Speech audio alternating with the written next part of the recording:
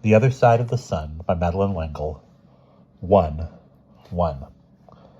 The ancient Rolls-Royce moved majestically and incongruously along the beach at the ocean's edge.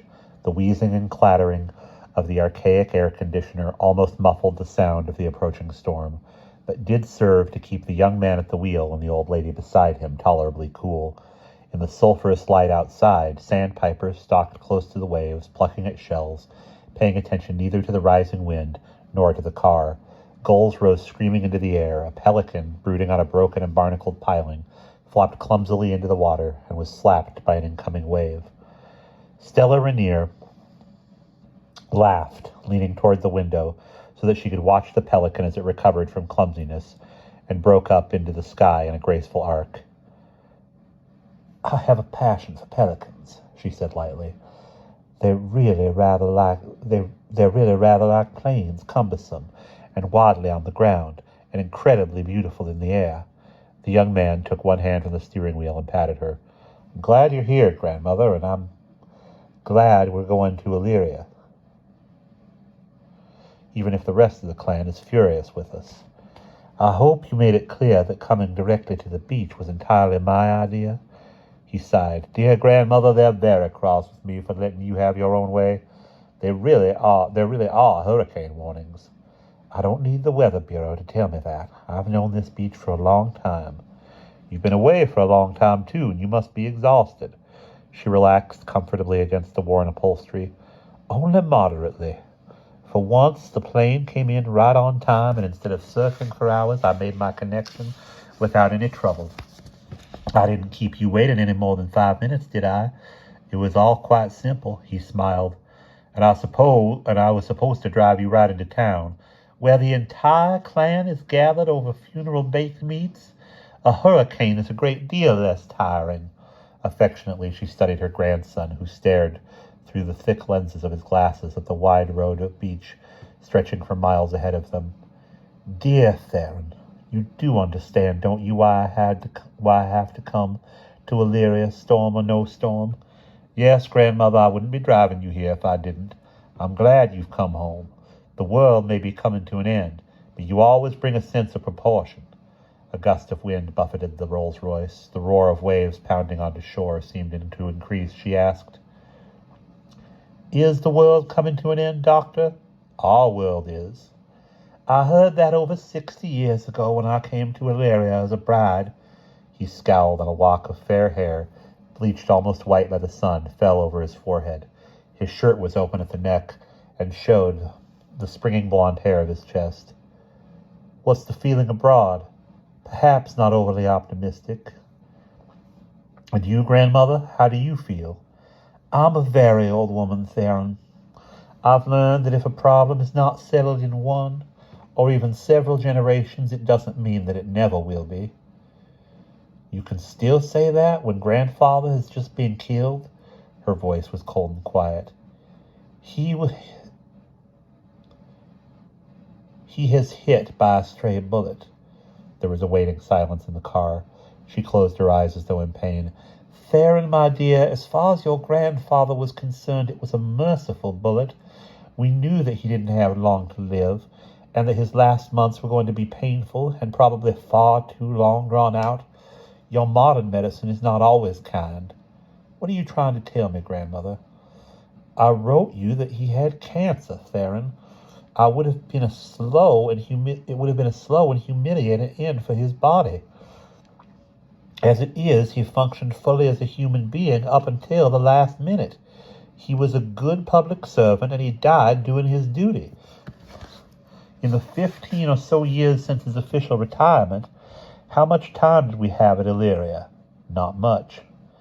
And there's a kind of," she hesitated, "cosmic justice in his being sent in the end to Africa, to Kairogi again. These assignments meant a lot to him. He liked meditation. At least one small crisis has been averted because he was there." She opened her eyes and looked down at her hands, small and delicate, and only lightly gnarled. The veins were raised and blue, and they gave an effect of fragility rather than age. On her ring finger was a gold wedding band. The Rainier ring, entwined serpents with ruby eyes, had gone to the young man beside her, when he was married, to put on his wife's finger. "Is all well with you and Margaret?" "She's cross with us, with me." "That's not what I asked." Now he smiled. "Yes, grandmother, all is well with us. All is very well. We're having another baby in the winter. The family grows, and so does our love." "Then the world is not coming to an end."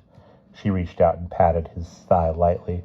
He wore white drill shorts, white socks, and tennis shoes.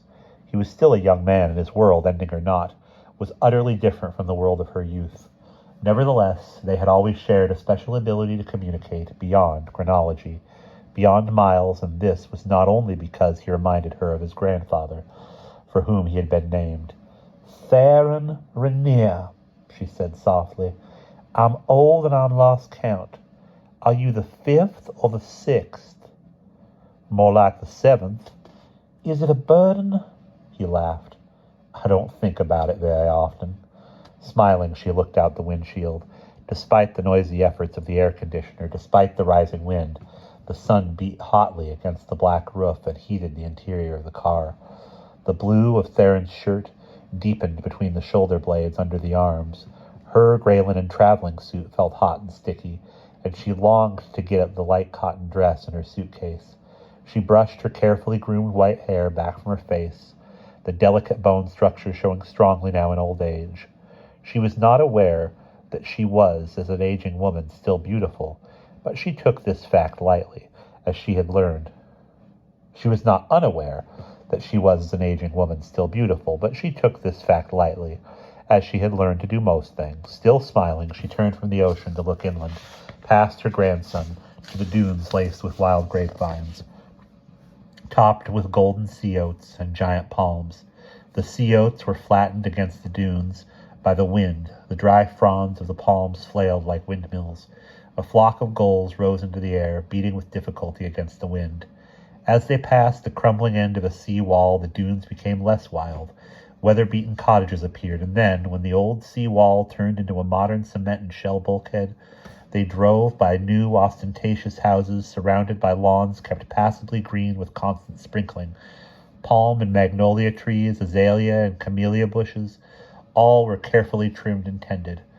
Around houses and lawns was frenetic activity, shutters being closed and fashioned, low plants and bushes covered with canvases, buildings and gardens battened down against the impending storm. "We saw flashes of the funeral on television," Theron said. "The children were very impressed. It made them realize that the old Rainier was important for more than being their great-grandfather." "He had a full life," Stella said softly, "and a useful one. I was proud of him." Farther up the beach, the houses began to crowd together in small plots, became dingy, less cared for. The bulkhead showed breaks against which broken cement slabs had been placed as a holding action against the sea. "Let's hope they stand through this storm. It's going to be a big one." He frowned, sighed. "We're in for another kind of storm in this country, aren't we, grandmother? Perhaps that's why it seems so incongruous that grandfather should have been killed in a riot on the other side of the world. And yet it was somehow. Justice?" He shook his head fiercely. "I don't understand about that kind of justice, or revenge, or reparation, or any of that stuff. I don't think anybody does anymore, but the Rainiers have never been loved by extremists of any persuasion." He tried to smile. "I believe it's a family tradition." "It's a good one, Theron," she said gently. "Even when it ends with a bullet?" Houses, hotels, boarding houses gave way to a shabby amusement park with a rickety wooden roller coaster, a Ferris wheel, a merry-go-round with paint-peeling horses. It looked desolate and empty, except for men nailing boards up against kiosks, tying tarpaulins over the merry-go-round. "There are worse ends." Stella's light body was shaken by a shudder. "Only on love's terrible other side is found the place where lion and lamb abide." "What's that?" he asked sharply. "Something of Maddo's. Marguerite Dominique de la Valeur Rainier." She drew out the syllables lovingly. "My husband's grandmother, your great-great-grandmother, love's terrible other side, the other side of the sun. You can't go around it, Theron. You have to go through it. He looked at her obliquely. There are literally hundreds of telegrams waiting for you. They will wait. There was one which used exactly those words. It struck me when I read it. You did tell us to open everything. Of course. Do you remember who sent it? Yes. Ronald Zenneman. For a moment, her eyes filled with tears, but when she spoke, her voice was calm. I'm glad. I'm very glad. Grandmother, how would a Zenneman be able to quote something of Maddo's? It's a long story, but it's possible. I suppose some of the Zennemans are still living back in the scrub. Quite a clan of them. They seem to be almost more gypsy than black now. They were always what you might call a mixed bag. You knew them well? I knew them. Yes, I knew them. He looked at her probingly. You never actually knew Mado, though. No, she died before I came to Illyria, but I did know her, Theron. Her presence was still very strong. The amusement park petered out into a series of baths and boarding houses. Then came, abruptly, a high wall of Spanish bayonets in full bloom, each fan of green rapiers topped by a fountain of blossoms, whipped unmercifully by the wind. We're here. He nosed the car in from the beach and stopped before a white coquina ramp which crossed the boardwalk and bulkhead and led over a jungle of scrub myrtle, dwarf palm, scrub oak to the front steps and veranda of an enormous rambling old house that rode the tops of the dunes like an unwieldy ship. Illyria, Stella murmured. Illyria. She made no move to get out of the car. If I can manage to forget the boardwalk, it looks just the way it did all those thousands of years ago when I first saw it. Thank you for understanding, my dear. I have to come here and get my bearings before I can go into town and face the tribe. They don't understand. He walked around the car to help his grandmother out. The hot wind struck her like a wave. That air conditioner was more effective than I gave it credit for. I long to see the children, but I'm simply not strong enough yet to cope with the rest of our kin. I've got some private grieving to get through. I can't. I know, Grandmother, it's all right. I understand. I don't like the buzzards either. She pulled herself together and pointed to the ocean's edge, where another flock of sandpipers pecked placidly. Don't worry about the hurricane. As long as the birds aren't frightened, then I'm not either. She leaned on his arm, and they started slowly up the ramp, her old joints stiff from the long hours of travel. I know the family wants me to decide about the house, and I can't do that except here. He put one arm about her slight body to help her up the incline. You don't have to decide anything now, Grandmother, and Illyria's your house. Don't let anybody push you. What do you think? It's your house. It's what you want. Nonsense, she said briskly. What do you want? Illyria's always been the special place for me. They climbed the shallow wooden steps, bleached silver by sea and sand. Despite his help, the effort made the old woman's breath come in light, thin gasps. Let's sit on the veranda for a minute. He pulled up two old wood and wicker rocking chairs, green paint peeling. She sat, gratefully leaning her head against the high back. If you want Illyria, we'll keep it. No, I don't want to promise yet. It all depends on the angels. He smiled, hitching his chair close to hers. The pounding of the surf was loud now, and the rattling of the hot wind in the palms. I'm the only one who wants to keep Illyria. Everybody else says the place was ruined when the amusement park was built. Yes, Theron, but what about you? I've never known Illyria without the amusement park, and that's always been part of its charm to me. Who'd expect a house like this in the midst of merry-go-rounds and Cupid dolls and Ferris wheels? But it's more than that. Illyria is magic. I'm a doctor, a scientist. I'm usually reasonable, but I love this place just because I don't feel reasonable about it. It's special, magical, and my children sense it too. But I don't want to influence you, Grandmother. Her laugh pealed out. Oh, my dear Theron, no wonder you're a successful doctor. You should have been a psychiatrist. Grandmother, really? He started and then laughed too. The afternoon sun, pushing through the clouds, struck against the fragments of shell on the Coquinta ramp, and the old woman put up her hand to shield her eyes. Sorry to take you out of the air conditioning. Are we getting soft, Grandmother? Margaret and the children and I are the only ones who want to come to Illyria anymore. The others won't because it isn't air-conditioned. Inside the house, the phone began to ring. Don't answer it, Stella said, but it will just be someone insisting that you drive me right back to Jefferson, and I am not going into town. Theron, I am going to stay here.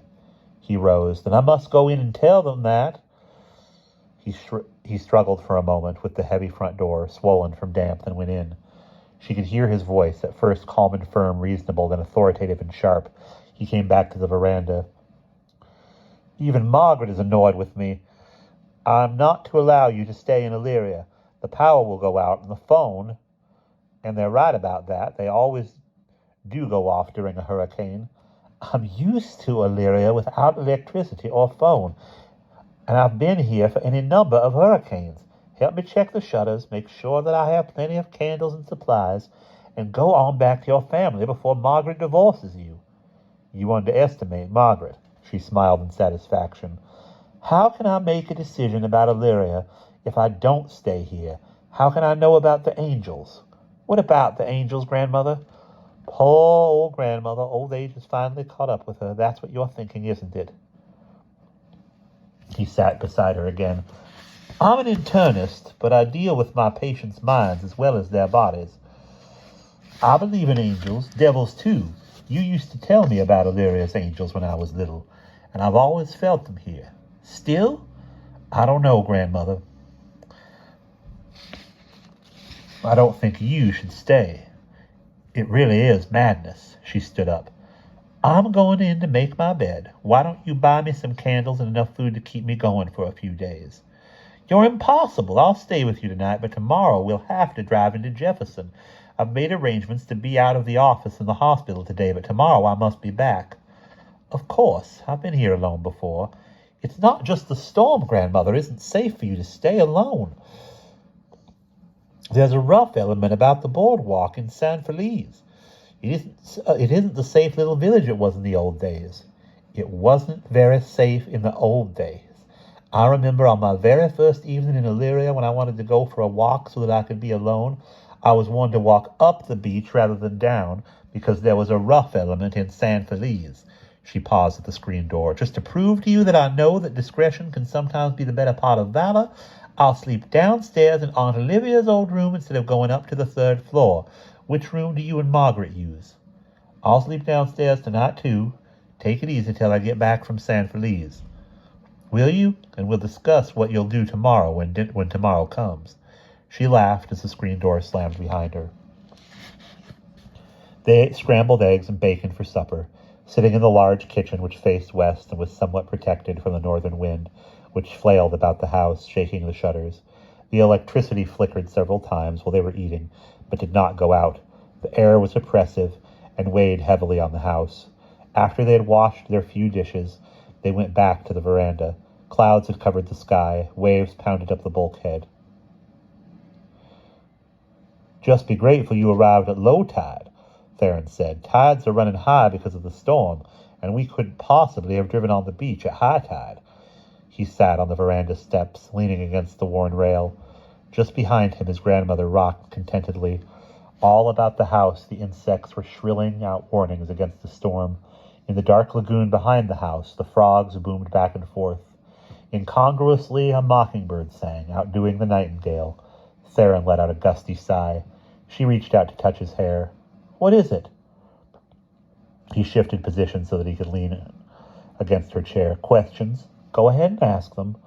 One of your reasons for coming to Illyria was to avoid questions. Will your questions be the ones the others would ask, Terry? Terry, that was your name for grandfather, wasn't it? Yes. There was a sudden bleak pain in the response.